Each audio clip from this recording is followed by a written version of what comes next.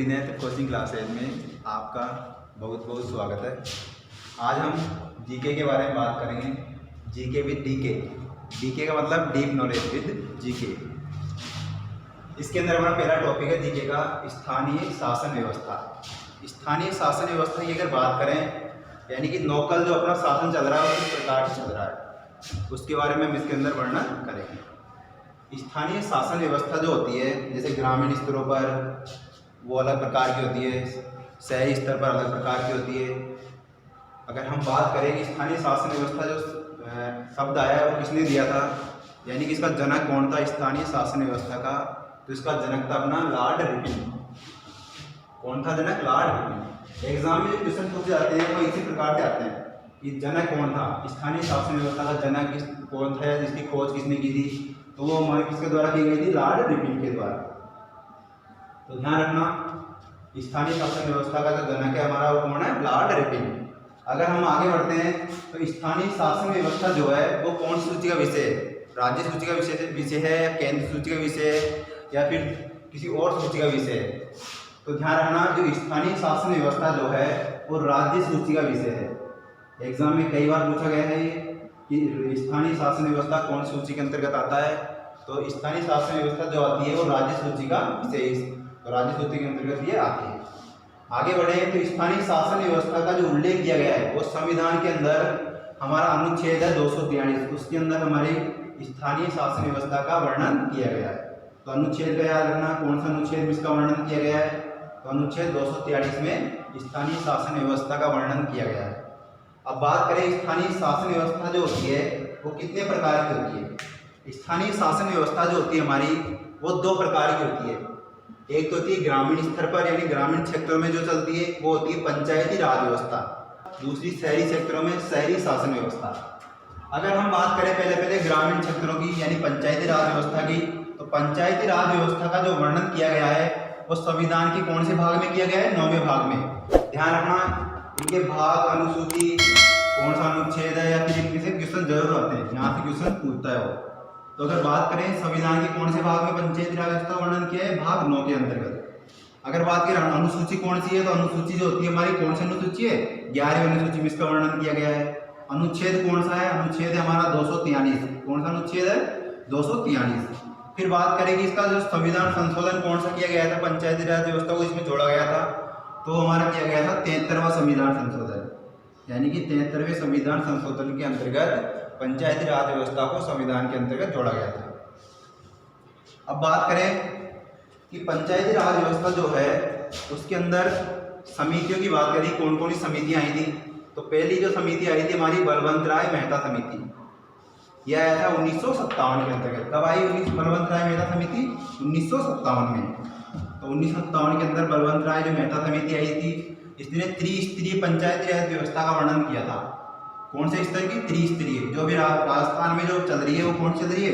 त्रिस्तरीय पंचायती राज व्यवस्था चल रही है। वो इसके द्वारा दिया गया था उस समिति का वर्णन बलवंत राय मेहता के द्वारा। दूसरी समिति जो है वो हमारी अशोक मेहता समिति, ये कब दी गई थी? 1977 के अंतर्गत। लेकिन इसके अंदर जो वर्णन किया गया था 2 स्तरीय पंचायती राज व्यवस्था का वर्णन किया गया था, इसको नहीं लिया गया है। ध्यान रखना कौन समिति को लिया गया है? त्रिस्तरीय वाली को। बलवंत राय मेहता की जो समिति थी हमारी 1957 में दी थी वो त्रिस्तरीय पंचायती राज व्यवस्था की है, इसी को राजस्थान के अंदर अपनाया गया है। अशोक मेहता समिति के स्थानीय शासन व्यवस्था के अंतर्गत लॉर्ड रिपन के बारे में हम जानते हैं। लॉर्ड रिपन कौन था? जिसने स्थानीय शासन व्यवस्था का शुभारंभ किया था, यानी कि भारत में जो स्थानीय शासन व्यवस्था किसके द्वारा लाई गई थी? लॉर्ड रिपन के द्वारा। स्थानीय शासन व्यवस्था के अंतर्गत हमने देखा अनुच्छेद 243 में इसका वर्णन किया गया है हमारे संविधान के अंतर्गत। अब उससे आगे बढ़ते हैं तो हम बात करते हैं स्थानीय शासन व्यवस्था की। तो स्थानीय जो शासन व्यवस्था है वो सबसे पहले कहाँ पर आई थी? राजस्थान के अंतर्गत। और राजस्थान में भी कहाँ पे आई थी? नागौर जिले में। तो इस भारत के अंतर्गत भारत में सर्वप्रथम राजस्थान के नागौर जिले के बगदरी गांव में भारत के तत्कालीन प्रधानमंत्री पंडित जवाहरलाल नेहरू के द्वारा 2 अक्टूबर 1959 को पंचायती राज व्यवस्था का शुभारंभ किया गया था। Very important. सबसे पहले भारत के कौन से जिले में कौन से राज्य में आई? राजस्थान में। राजस्थान के भी कौन से जिले में आई थी? नागौर के अंतर्गत। नागौर में कौन सा गांव था? बगदरी गांव। और कब आया गया, किसके द्वारा लाया गया था? पंडित जवाहरलाल नेहरू, जो कि उस टाइम प्रधानमंत्री थे, अपने देश के पहले प्रधानमंत्री पंडित जवाहरलाल नेहरू थे। उनके द्वारा 2 अक्टूबर 1959 को पंचायती राज व्यवस्था का शुभारंभ किया गया था। ठीक है, पंचायती राज व्यवस्था की जो शुरुआत की गई करने वाला देश कौन सा? देश का दूसरा राज्य कौन सा था अपना? वो था अपना आंध्र प्रदेश। पहला राज्य कौन सा? राजस्थान। दूसरा राज्य कौन सा हुआ? आंध्र प्रदेश। आंध्र प्रदेश में कब हुआ था पंचायती राज व्यवस्था का शुभारंभ? 11 अक्टूबर को। 11 अक्टूबर 1959 को आंध्र प्रदेश में इसका शुभारंभ किया गया। पंडित जवाहरलाल नेहरू ने पंचायती राज व्यवस्था को लोकतंत्र की पाठशाला कहा था। एग्जाम में आया हुआ है कि पंचायती राज व्यवस्था को लोकतंत्र की पाठशाला किसके द्वारा कहा गया था? तो पंडित जवाहरलाल नेहरू जो थे, उनके द्वारा पंचायती राज व्यवस्था को लोकतंत्र की पाठशाला कहा था। जो अपना पश्चिम बंगाल राज्य है, पश्चिम बंगाल एकमात्र ऐसा राज्य है जिसमें 4 स्तरीय पंचायती राज व्यवस्था का वर्णन है। कौन से स्तर की व्यवस्था वहां पर है? 4 स्तर वाली। ध्यान रखना, इंपॉर्टेंट है। भारत का केवल एकमात्र ऐसा राज्य है पश्चिम बंगाल जिसके अंदर 4 स्तरीय पंचायती राज व्यवस्था है। राजस्थान में कौन सी स्तरीय राज व्यवस्था है? हमने कल भी देखी थी। तो राजस्थान के अंतर्गत जो अपनी त्रिस्तरीय पंचायती राज व्यवस्था है। कौन सी स्तर की राज व्यवस्था है? त्रिस्तरीय। तो ध्यान रखना, चतुर्स्तर की राज व्यवस्था कहाँ पे है? पश्चिम बंगाल के अंतर्गत। राजस्थान में कौन सी स्तर की पंचायती राज व्यवस्था है? त्रिस्तरीय पंचायती राज व्यवस्था। अब बात करते हैं पंचायती राज व्यवस्था की ओर।